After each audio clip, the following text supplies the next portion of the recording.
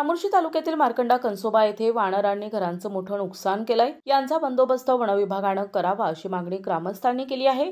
चपराळा वन्यजीव अभयारण्य अंतर्गत येत असलेल्या मार्कंडा कणसोबा येथील जंगलात वानरांच्या टोळ्या मोठ्या प्रमाणात वावरत आहेत। मार्कंडा कणसोबा हे गाव चपराळा वन्यजीव अभयारण्याच्या जंगलालगत आहे।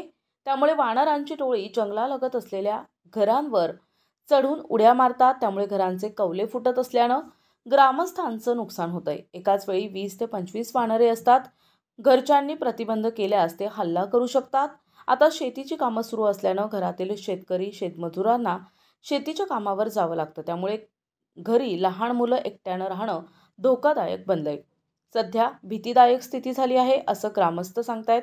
त्यामुळे वन खात्याने वानरांचा बंदोबस्त करावा अशी मागणी ग्रामस्थांनी केली आहे। प्रतिनिधी भास्कर फरकडे, NTV न्यूज मराठी, गडचिरोली।